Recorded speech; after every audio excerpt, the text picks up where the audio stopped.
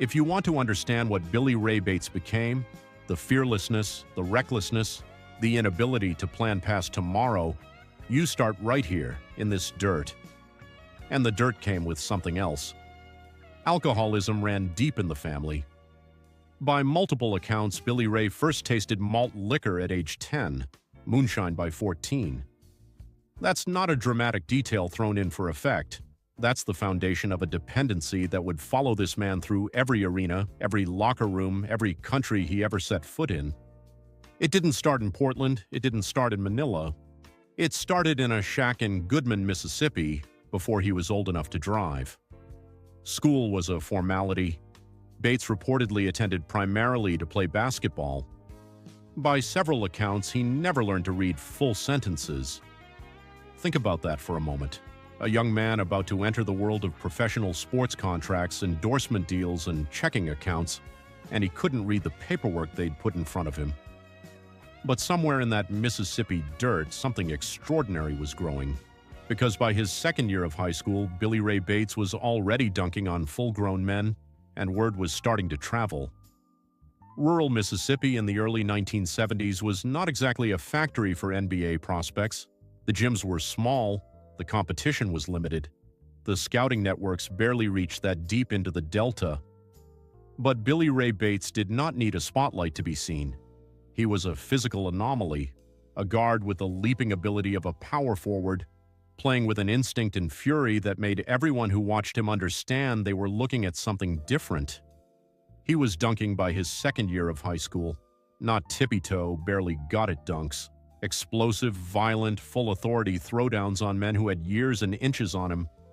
His game was raw, streetball coded. There was no structure to it, no system, no coach who could fully contain what he was doing, because what he was doing came from somewhere deeper than a playbook. But here's the gap that nobody talked about. The same kid who could fly above the rim had almost no life skills to speak of. He couldn't read. He had no concept of money, contracts, or professional norms. He'd never been in a world where someone handed you a check and expected you to know what to do with it. He was being propelled toward professional basketball with the preparation of a child. Still, talent like that doesn't stay hidden forever. Even in an era with fewer showcases, less media, and scouting pipelines built almost entirely on word of mouth, Billy Ray Bates got noticed. And in 1978, the Houston Rockets used their third-round pick, 47th overall, on the guard from Goodman, Mississippi, who could jump out of the gym. Houston had just drafted a man with as much raw explosive ability as anyone in the class, but before Billy Ray Bates ever played a single NBA game, his agent made a demand that got him cut, and suddenly the most explosive player nobody had heard of was out of the league before he'd ever been in it. When the Houston Rockets released Billy Ray Bates before the 1978 season, the story should have ended. A third-round pick from rural Mississippi, cut before training camp, no connections, no agent with pull, no reading ability, no backup plan. That's usually the last chapter, not the first. But Bates landed in the CBA, the Continental Basketball Association, with the Maine Lumberjacks. And what happened next was the kind of thing that only happens when a man is playing with something to prove and absolutely nothing to lose. He won Rookie of the Year, he won the CBA All-Star Slam Dunk Competition, and by multiple accounts, he shattered at least 4 backboards during his time with the Lumberjacks. 4. In a league where the rims weren't built for that kind of violence, Billy Ray Bates was ripping them apart like a man angry at the game for making him wait. And there's a detail that tells you everything about the chaos surrounding his talent. The Maine Lumberjacks actually made him their head coach for 12 games. He went 5-7. A man who couldn't read full sentences was drawing up plays and managing a roster in a professional basketball league. That's either desperation or recognition that his basketball instincts were so sharp they transcended everything else. But here's the truth about the CBA in 1979. You could average 50 a night, shatter every backboard in the building, and win every trophy they had, and none of it mattered unless an NBA team picked up the phone. The crowds were thin, the checks were small, the gym smelled like yesterday. Billy Ray Bates had proved everything he could prove at that level. By 1980, he'd earned every accolade the CBA could give him: Trophies, standing ovations, broken glass. But none of it mattered until one NBA team was desperate enough to take a chance on a 23-year-old guard with no resume and a reputation for being uncoachable. In February of 1980, the Portland Trail Blazers signed Billy Ray Bates to a 10-day contract. 10 days. That's all he had. 10 days to prove he belonged in the NBA after being cut by Houston, buried in the CBA, and ignored by every front office in the league. He did not waste a single minute. From the moment he stepped on the floor, Bates was a sensation. Not a project, not a maybe, a sensation. He dunked like a power forward trapped in a guard's body. He attacked the rim with a ferocity that made crowds stand up before he even left his feet. Portland fans had never seen anything quite like it. This unknown man from nowhere, playing with the confidence of a 10-year veteran and the explosiveness of something they couldn't even name. The numbers told the story in neon. He scored 40 points in 32 minutes against San Diego, 35 points in 25 minutes against Dallas. These weren't full games, they were eruptions off the bench, limited minutes, maximum destruction. Late in his rookie season, he was named NBA Player of the Week. A man who'd been playing in front of a few hundred people in Maine gymnasiums was now the best player in the NBA for 7 days. Portland signed him. Of course they signed him. You don't let a man like that walk out the door on day 11. The 10-day contract became a roster spot, and the roster spot became a cult following. Billy Ray Bates was the most exciting thing in Portland, and the city embraced him with open arms. There's a story attributed to teammate Jerome Kersey that captures the disconnect perfectly. A team trainer told Bates he should open a checking account to pay his bills. Bates reportedly looked at him and said, "What are checks?" A man earning an NBA salary who had never seen a checkbook. That's who Portland had just fallen in love with. The regular season had been a revelation, but the real Billy Ray Bates story was about to be written in the playoffs, where he would put up numbers so absurd that more than 4 decades later, no Trailblazer has ever topped them. This is where the legend gets carved in stone. In the 1980 playoffs, Billy Ray Bates averaged 25 points per game, dominant, explosive, coming off the bench with the kind of energy that changed the temperature of the building every time he checked in. But that was just the opening act.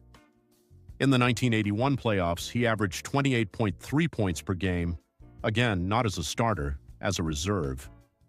A man who wasn't even in the opening lineup was outscoring most of the stars he shared the floor with.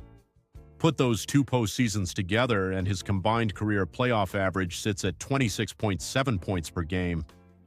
As of 2025, that is the highest playoff scoring average in Portland Trailblazers franchise history.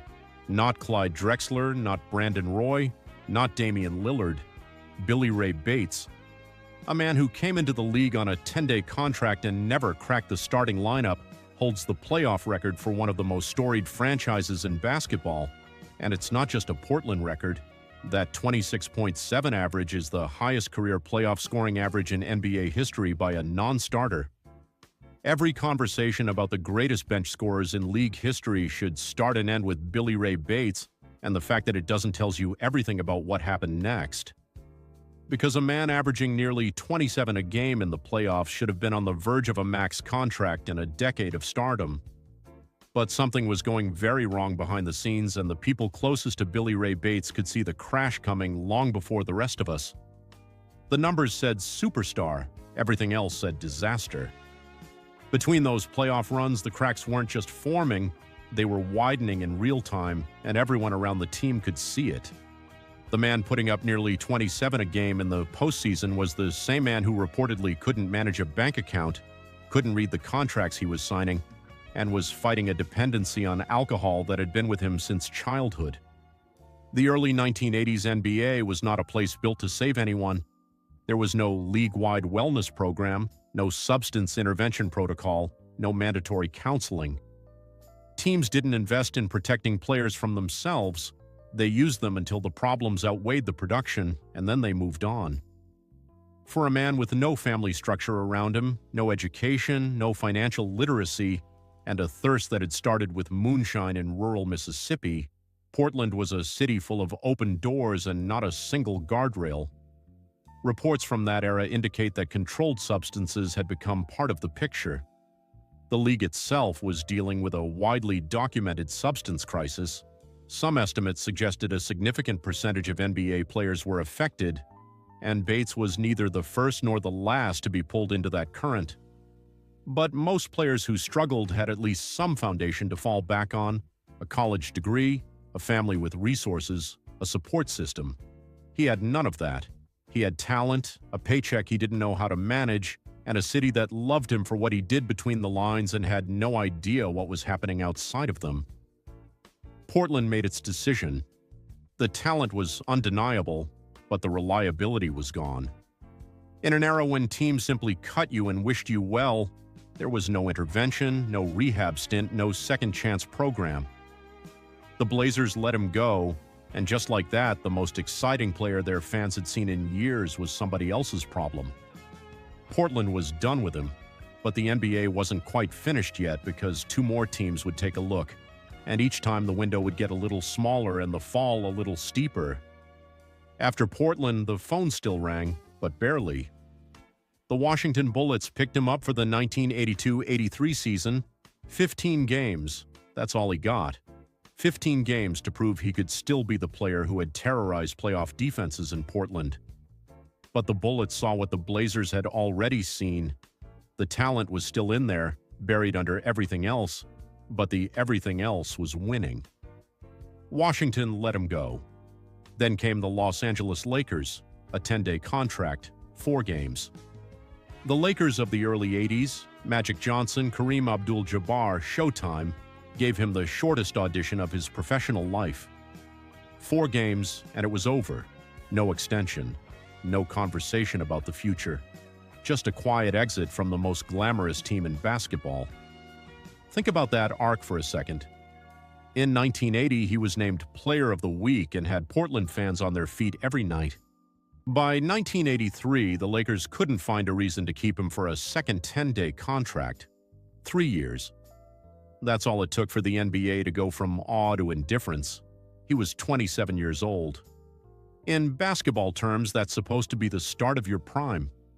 Most players at 27 are signing their second or third contract, settling into their role, building toward their peak seasons.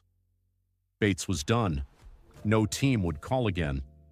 The NBA had closed every door, changed every lock, and moved on without looking back. But halfway around the world, in a country most Americans couldn't find on a map, an entire basketball league was about to offer him something the NBA never did: unconditional worship, unlimited freedom, and absolutely no one to tell him no. He arrived in the Philippine Basketball Association in 1983, and from the moment he touched the floor, everything changed. The PBA had a tradition of importing American players, but nobody had ever seen anything like this. He was dropping points at a rate that didn't seem possible. He was dunking with a fury that turned arenas into revival meetings.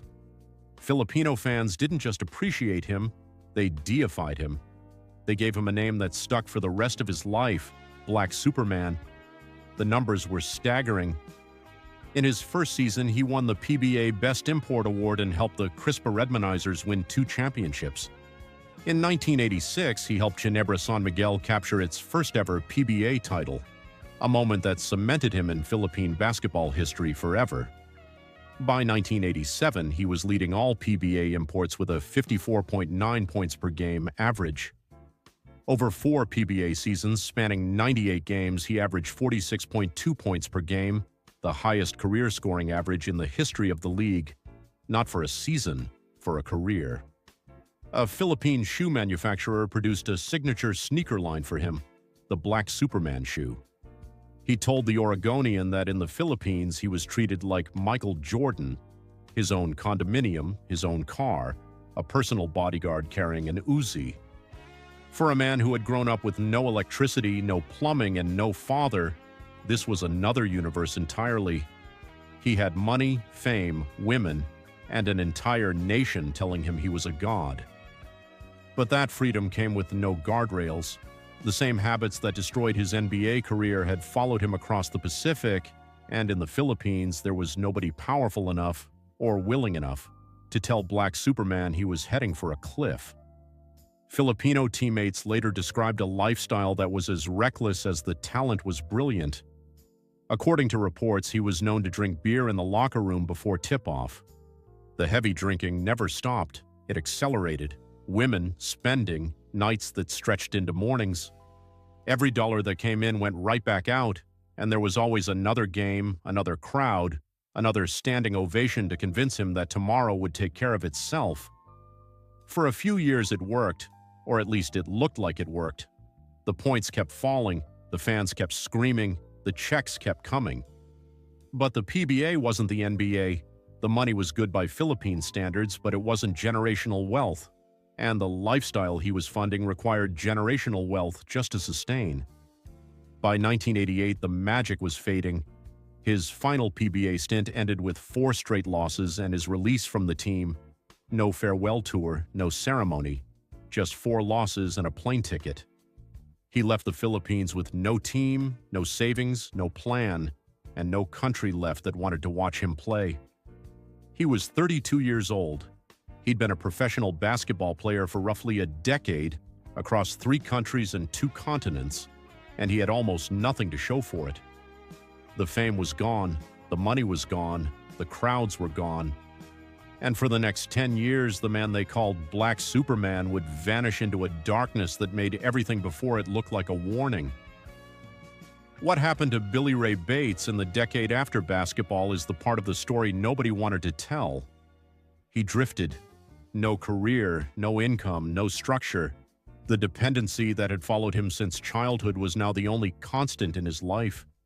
The details of those lost years are thin. He wasn't famous enough anymore for anyone to track, and he wasn't connected enough to leave a trail. He simply disappeared into the margins. Then, on January 17, 1998, public records document that he robbed a Texaco gas station in Gloucester, New Jersey at knife point. Not a scheme, not a heist. A gas station robbery with a knife. A man who had once averaged over 46 points a game in a professional league, who had a signature shoe and a bodyguard with an automatic weapon, was now holding up a convenience store for whatever was in the register.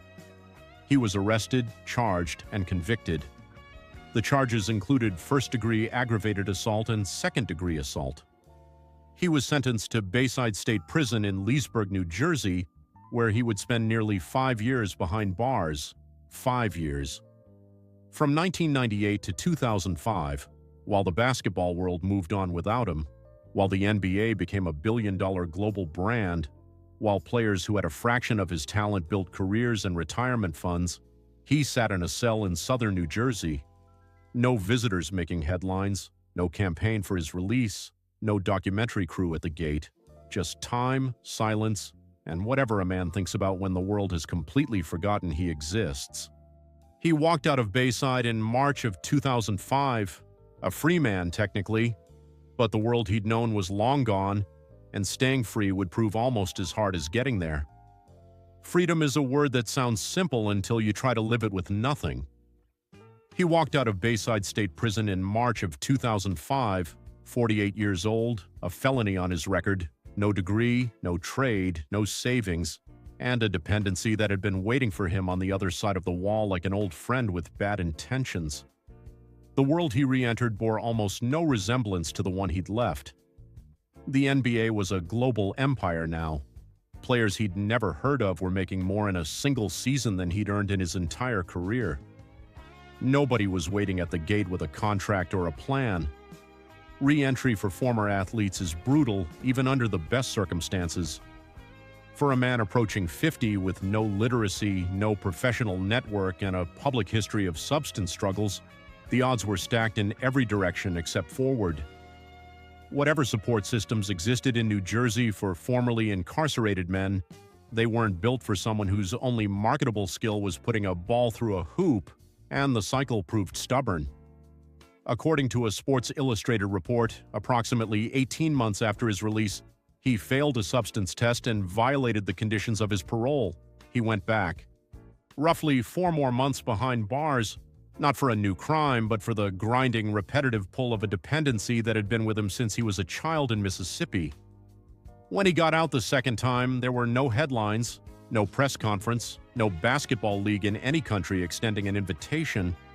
Just a man in his late 40s, anonymous in New Jersey, trying to stay clean one day at a time in a world that had moved on completely. But the Philippines hadn't forgotten, and in 2011 a phone call from Manila was about to remind him that somewhere on Earth, he was still the most electrifying player an entire nation had ever seen. 6,000 miles from New Jersey, his name still meant something. In October of 2011, the Philippine Basketball Association inducted him into its Hall of Fame. Not as a footnote, not as an afterthought, as a legend. The man who had averaged over 46 points across 4 PBA seasons, who had delivered Ginebra San Miguel its first-ever championship, who had given an entire basketball nation its most unforgettable import. They hadn't forgotten a single minute of it, and he went. He flew to Manila personally to attend the ceremony. Think about what that trip must have felt like. A man who had spent nearly 5 years in a New Jersey prison, who had violated parole, who had been invisible in his own country for more than a decade, stepping off a plane into a place where people still chanted his name, where the signature sneaker was still part of the culture's memory, where Black Superman wasn't a punchline or a cautionary tale. It was a title of honor. The Philippines gave him that. Whatever else happened, and more would happen, that moment in 2011 was real. A country remembered him at his best when his own country had only seen him at his worst. But the return wasn't all ceremony. In March of 2012, he was reportedly hired as a skills coach for the Philippine Patriots, and then fired for what the team described as repeated misconduct and acts detrimental to the team and to the league. Even in the place that loved him most, the pattern held. The talent opened doors. The behavior closed them. Back in the United States, he had one more act of defiance left, and it came in the form of 714 handwritten pages, a pencil, and a legal pad. In 2009, word surfaced that he had written an autobiography. The title was Born to Play Basketball, and the details surrounding it were as remarkable as anything he'd ever done on a court. It was handwritten, every page, 714 sheets of legal paper, filled in ink and pencil, submitted for publication in a form that required significant editing before anyone could turn it into a printed book. No ghostwriter, no recording sessions transcribed by a professional. Just a man sitting down with a pad and a writing instrument, putting his life on paper one sentence at a time. And here's what makes that detail hit different. This was a man who, by multiple accounts from his earlier life, had never learned to read full sentences. Whatever literacy he had was patched together, self-taught, hard-won. The act of writing 714 pages under those circumstances wasn't just ambitious, it was an act of sheer will.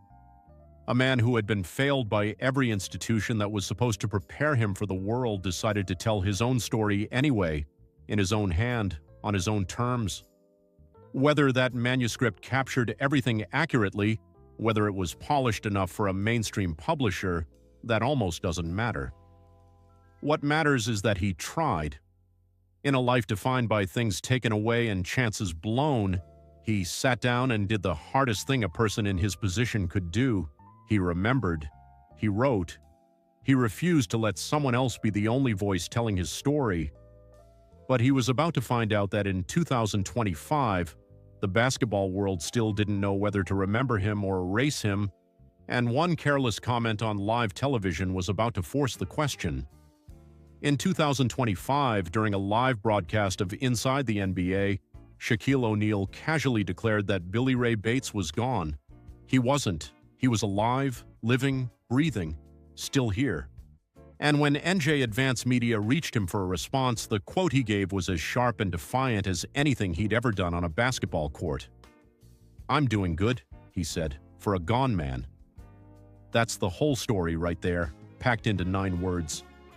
A man the world had written off, repeatedly, definitively, publicly, still refusing to go quietly, still punching back, still alive in a world that had assumed the worst and never bothered to check. Host Ernie Johnson Jr. later apologized on air. O'Neal and